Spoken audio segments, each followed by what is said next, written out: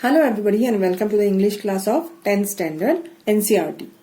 Today we are doing lesson number 2, Nelson Mandela Long Walk to Freedom. This is an explanation in Hindi. मैं आज हिंदी में explain कर रही हूँ lesson number 2 Nelson Mandela 10th standard का. अगर किसी ने चैनल सब्सक्राइब नहीं किया है तो प्लीज सब्सक्राइब द चैनल, क्योंकि आपको अगले लेसन इजीली मिल जाएंगे. एंड प्लेलिस्ट जिसमें सब लेसन्स हैं इंग्लिश के 10th इंग्लिश के, उसका लिंक डिस्क्रिप्शन बॉक्स में दिया गया है.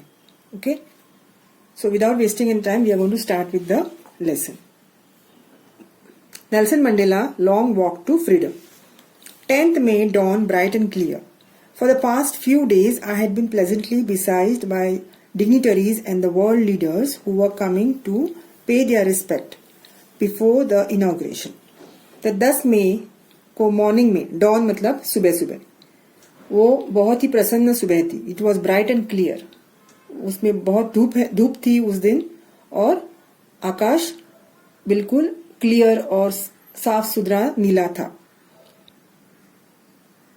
And for the past few days I had been pleasantly besieged by dignitaries.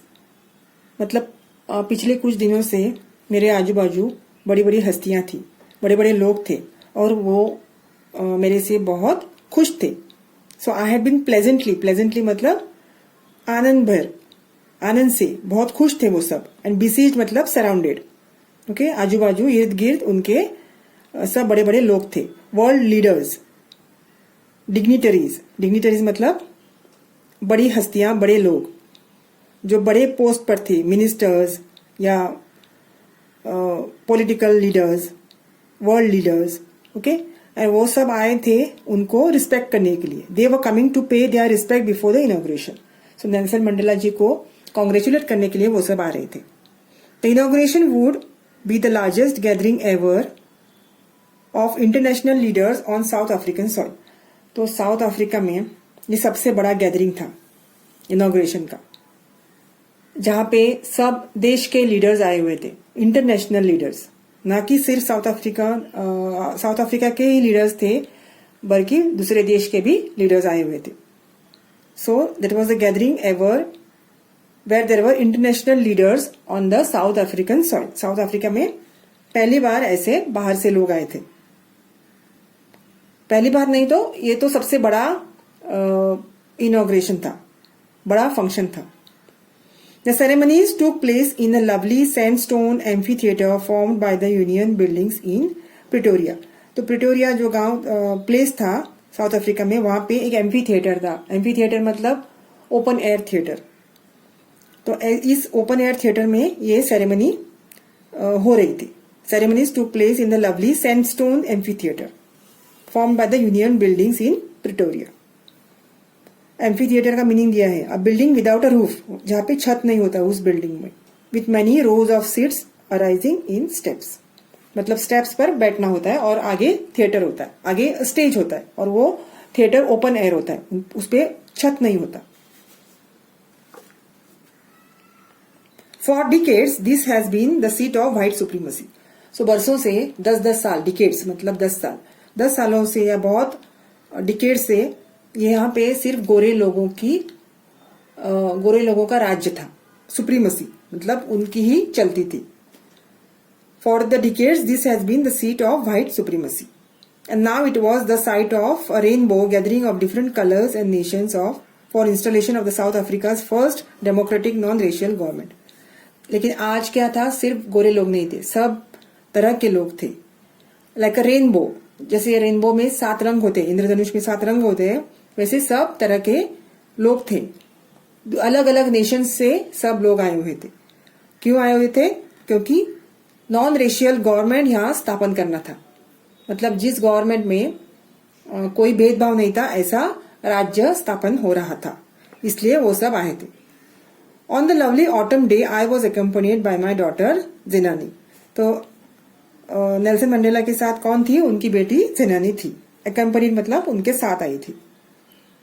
On the podium मतलब व्यासपीठ. On the podium, Mr. De Klerk was the first sworn in as second deputy president. Second deputy president जो थे उनका शपथ हुआ था। Swan मतलब शपथ लेना। Then Mbeki was sworn in as first deputy president. और फर्स्ट डेप्यूटी प्रेसिडेंट कौन थे? मिस्टर थाबू एम्बेकी। ओके, उनका भी शपथ लिया गया था, उन्होंने भी प्रतिज्ञा ली थी। And when it was my turn, ये कौन बोल रहा है? नेल्सन मंडेला जी बोल रहे हैं। When it was my turn, उनकी जब बारी आई, I pledge to obey and uphold the constitution and to devote myself to the well being of the republic and its people. तो मैंने प्रतिज्ञा ली कि मैं ओबे एंड अपहोल्ड द कॉन्स्टिट्यूशन मतलब संविधान का मैं पालन करूंगा और उसको सदा ऊपर रखूंगा। अपहोल्ड म्हणजे प्रायोरिटी में रखूंगा। एंड डिवोट माई सेल्फ, अपने आप को देश की सेवा में, रिपब्लिक आणि देश के लोगों की सेवा में अपना सर्वोच्च दे दूंगा। Okay, devote myself to the well being, उनके अच्छे के लिए, well being of the republic and people and its people, देश और देश के लोगों के लिए मैं अपना कार्य समर्पित करता हूं। To the assembled guest and the watching world I said, today all of us do by our presence here confer glory and hope to the new born liberty. तर हम आप सब यहाँ पे हैं, हमारा अस्तित्व यहाँ पे है। We are present here to confer the glory. Confer मतलब टू गिव, देना। ग्लोरी मतलब खुशियां, and hope to new born liberty. तो ये जो स्वतंत्रता मिली है उसको हम नई आशा देंगे और लोगों का लाइफ और बेहतर बनाने की कोशिश करेंगे। ग्लोरी खुशियां और आशा। To the new born liberty, जो स्वतंत्रता मिली है उसके प्रति हम ये सब करेंगे। Out of the experience of the extraordinary human disaster that lasted too long must be born a society of which all humanity will be proud. तो इतना सब कुछ सहा था उन्होंने। Experience of the extraordinary human disaster, disaster मतलब उनको जो टॉर्चर किया गया था, जो काले लोग थे, काले गोरे का भेद था और काले लोगों को जो भुगतना पड़ता था, डिजास्टर था उनका, तो उसका सब अंत हो गया था। अभी नई सोसाइटी, अब नया समाज का जन्म हुआ था। ऑफ विच ऑल ह्यूमैनिटी, और सब मनुष्य जाति इस पर गर्व करेंगे। Okay, all humanity will be proud. We who were outlaws not so long ago have today been given the rare privilege to be the hosts to the nations of the world on our own soil। तो हमारी nation में हमको जब outlaws मतलब break laws, हमारे लिए अलग laws थे, इन काले लोगों के लिए अलग से रूल्स बनाए थे, अलग नियम थे। तो आज हमको ही हमारा नेशन का प्रतिनिधित्व, होस्ट बनने के लिए मौका मिला है अपने ही जमीन पर, अपने ही मिट्टी पर, on our own soil. We thank all our distinguished international guest for having come to the take possession of the people of our country of what if after all a common victory for justice, for peace, for human dignity. तो सबको वो thank करते हैं कि आप सब आए और हमारी जो विक्ट्री हुई, काले लोगों की जीत हुई है, जो उनको फ्रीडम मिला है, उसके लिए मैं थैंकफुल हूँ। जो जस्टिस, जो शांति, जो ह्यूमन डिग्निटी, जो मनुष्य जाति को जो न्याय मिला है, उसके लिए इस समारोह में आप आए तो हम सबको थैंकफुल हैं। We have at last achieved our political emancipation. Emancipation मतलब फ्रीडम फ्रॉम रिस्ट्रिक्शन, बंधन से मुक्त होना। Okay, at last we have achieved our political स्वतंत्रता। And we pledge ourselves to liberty all our people from the continuing bondage of poverty, deprivation, suffering, gender and other discrimination. So गरीबी और जो तकलीफ उनको हो रही थी, जो भेदभाव हो रहा था, उन सब से इनको मुक्ति मिली। डिस्क्रिमिनेशन मतलब भेदभाव। सो इन सब से छुटकारा मिल गया। Never, never again shall it be that this beautiful land will again experience the oppression of one by another. तो एक मनुष्य दूसरे मनुष्य को जब कम नीचे दिखाता है या उसको ऑप्रेस करता है, ऑप्रेस मतलब दबाना, टॉर्चर करना, तो ऐसा अभी कभी नहीं होगा। Never never again this shall be done in this beautiful land. इतने सुंदर देश में ऐसा फिर से कभी नहीं होगा। The sun shall never set on the glorious human achievement, on so glorious human achievement. Let freedom reign God bless Africa. तो अभी भगवान का आशीर्वाद हमारे धरती पे हमेशा रहेगा, हमारे राज्य पे हमेशा रहेगा। तो ये स्वतंत्रता का जो सूर्य है वो कभी अस्त नहीं होगा। The sun shall never set on glorious human achievement. तो हमने जो अचीव किया है उसका कभी अंत नहीं होगा। A few moments later, we all lifted our eyes in awe as a spectacular array of South African jets. तो अभी वहां पे प्रोग्राम हो रहा था, तर वो विमान साउथ अफ्रीकन के जेट्स थे, तो उनका आकाश में प्रदर्शन हो रहा था। ओके, स्पेक्टेकुलर अरे मतलब impressive display of colourful and attractive. तो this helicopters and troops carriers rode in perfect formation over the union Buildings. तो आकाश में उनका एक पैटर्न हो रहा था उड़ने का, विमानों का। It was not only a display of pinpoint precision and military force but a demonstration of the military's loyalty to democracy. तो ये सब उनका रिस्पेक्ट था, इस डेमोक्रेसी जो मिला था उसके लिए ये रिस्पेक्ट था। तो सब पायलट्स और हेलीकॉप्टर्स, ये सब ट्रूप्स वो अपने कारनामा आकाश में दिखा रहे थे। They were celebrating to a new government that had been freely and fairly elected. So अगदी इलेक्शन लेके अच्छे से, कोई चीटिंग नहीं करते हुए फ्रीली एंड फेयर इलेक्शंस थे वो। Only moments before the highest generals of South African Defence Force and police, their chests bedecked with ribbons and medals from days gone by, saluted me and pledged their loyalty. तो वो सब south African defence force के जब police सब थे, उनके uniform पे जो बैच लगे हुए थे वो सब आए और नेल्सन मंडेला जी को सैल्यूट करने लगे। I was not mindful of the fact that not so many years before they would have not have saluted but arrested me. तो यही पुलिस जो आज उनको सैल्यूट कर रहे थे, कई साल पहले जब काले लोगों का टॉर्चर हो रहा था, तब उनको वो सैल्यूट नहीं कर रहे होते, तब उनको वो अरेस्ट कर रहे होते। Okay, so I was not unmindful. मुझे ये पता ही था, मेरे दिमाग में नहीं आया, ऐसा नहीं है। मुझे वो रिमाइंड हुआ कि तब ये होता तो तब मुझे वो अरेस्ट कर रहे होते। आज के दिन मैं प्रेसिडेंट बना हूं, फ्रीडम मिला है, अब मुझे वो सलाम कर रहे हैं। Finally, a chevron of Impala jets left a smoke trail of black, red, green, blue, gold of the new South African flag. तो वो जेट्स जो आकाश में उड़ रहे थे, उनमें से धुआं आने लगा, कलरफुल धुआं, जिससे साउथ अफ्रीकन का फ्लैग बना।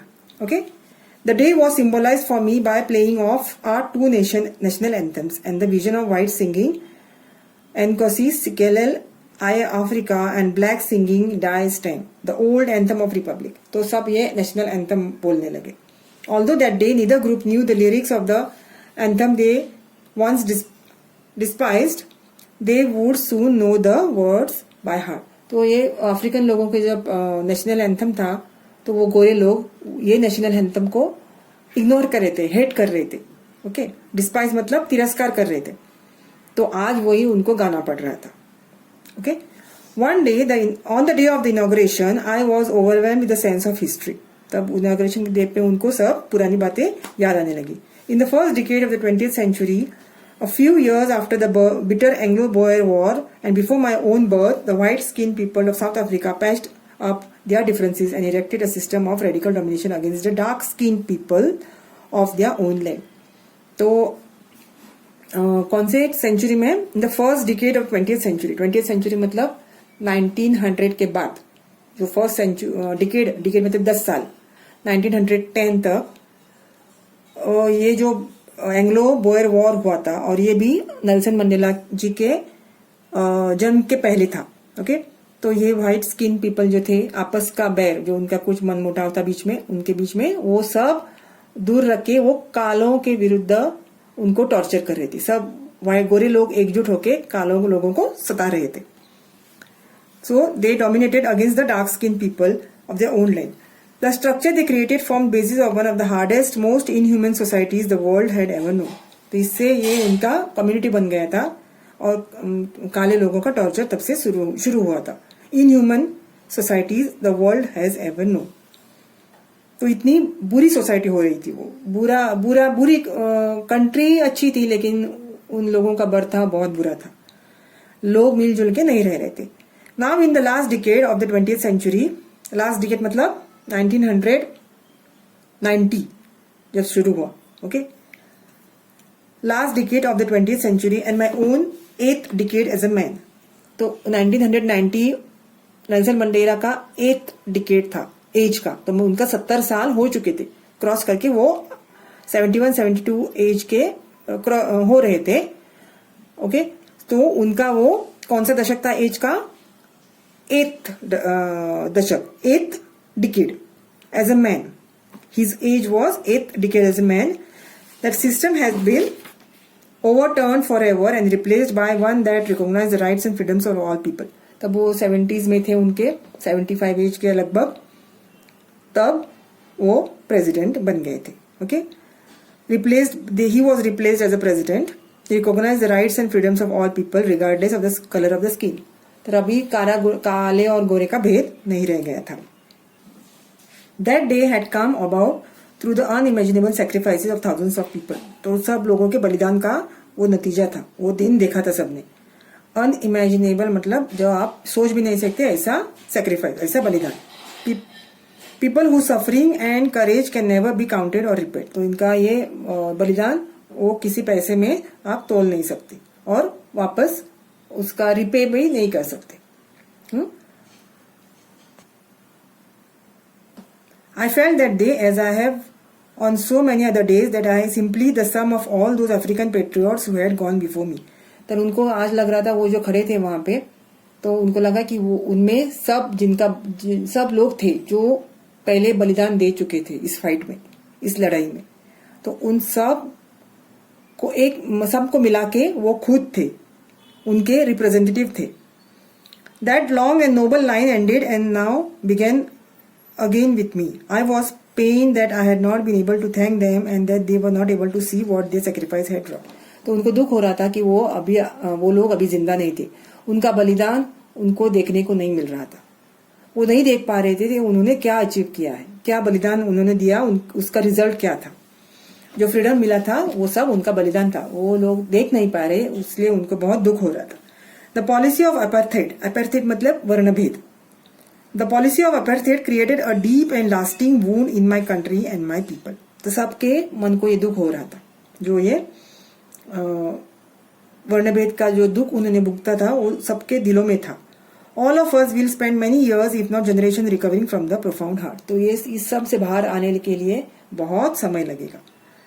But the decades of the operations and brutality had another unintended effect, and that was that it produced the Oliver Thambos, the Walter Scissors, the Chief Lutherleys, the Yusuf Dadus, the Bram Fishers, the Robert Sobukways of our time. तो इस fight का, इस जो इन दशकों से जो fight चली आ रही थी, उसका नतीजा का क्या हुआ कि ये सब बड़े बड़े लोग इनको मिल गए थे।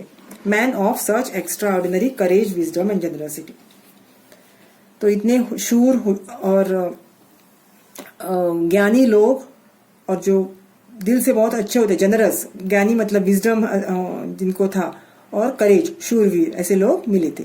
And that they are like may never be known again. शायद ही फिर से ऐसे कोई लोग जन्म ले सकते हैं। Perhaps it requires such depths of oppression to create such heights. तो इतने अत्याचार सहने के बाद ही ऐसे लोग मिल जाते हैं। My country is rich in minerals, gems that is lie beneath the soil. But I have always known that its greatest wealth is its people, finer and truer than the purest diamonds. तो मेरी धरती बहुत समृद्ध है। My soil is very rich, पर मेरे जो लोग हैं वो किसी हीरे जवाहरात से कम नहीं है। It is from these comrades मतलब soldiers, in the struggle that I learned the meaning of courage. तो इन्हीं शूरवीर सोल्जर्स की वजह से मैंने करेज क्या होता है, धैर्य क्या होता है, ये सीखा। Time and again I have seen man and women risk their lives, give their lives for an idea. तो मैंने इन सालों में मैन एंड वुमेन को, औरतों को, मर्दों को अपनी जान देते हुए देखा है।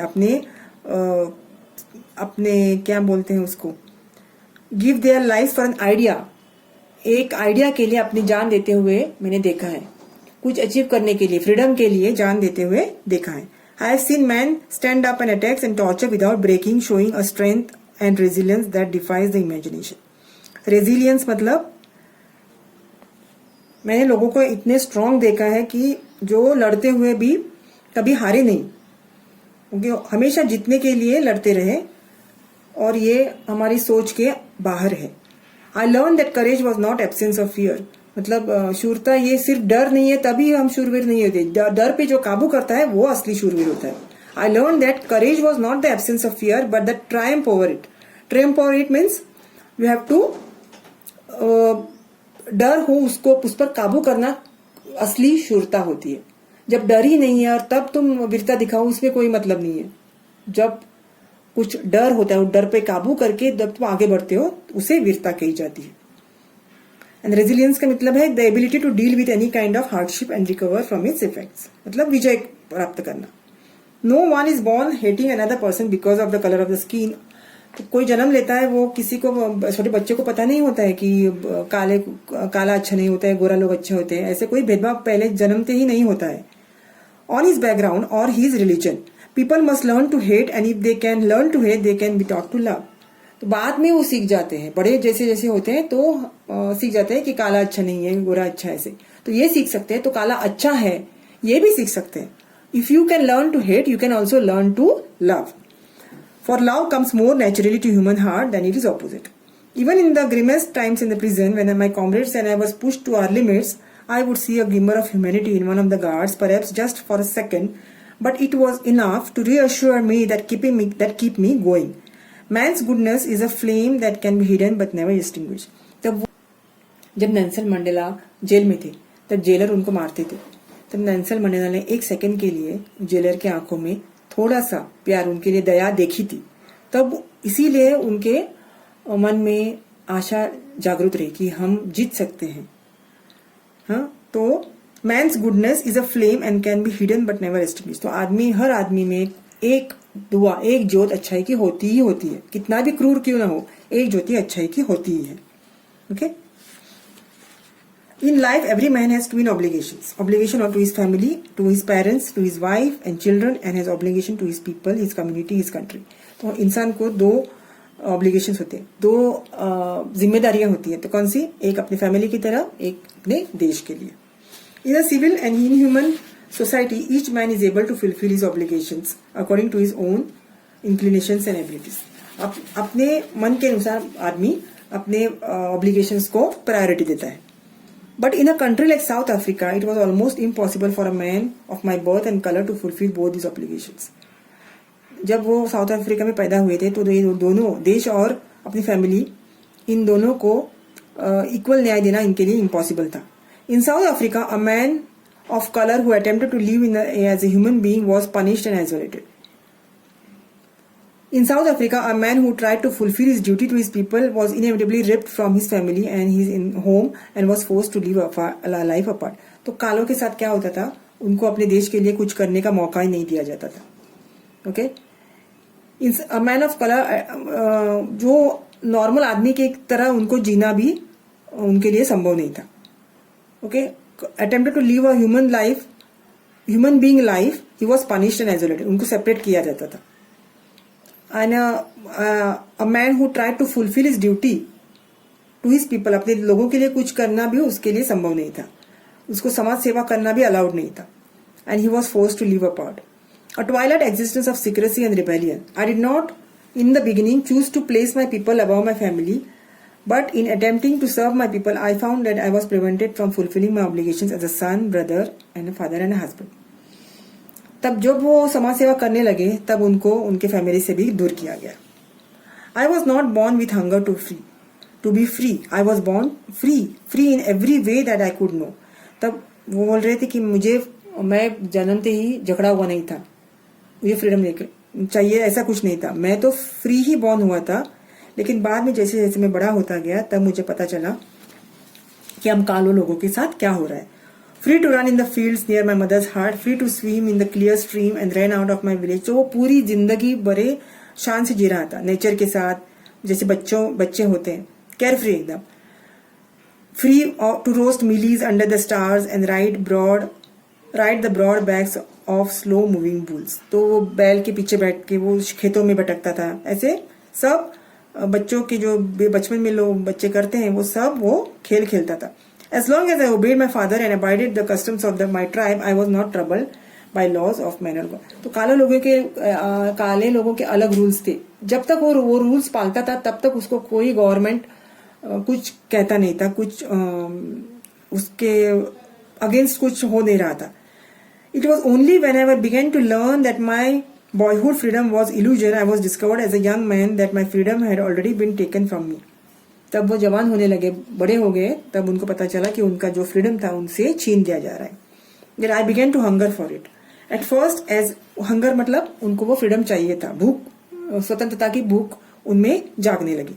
At first, as a student, I wanted freedom only for myself, the transitory freedom of being able to stay out at night, read what I pleased and go where I chose. Later, as a young man in Josenberg, I yearned for the basic and honorable freedoms of achieving my potential, of earning my keep, of marrying, having a family, the freedom not to be obstructed in lawful life. तो बाद में उनको बहुत तकलीफें हुई. हर step पे उनपे बंधन थे. वो अपने मर्जी से कमा नहीं सकते थे, अपनी मर्जी से शादी करके फैमिली नहीं चला सकते थे.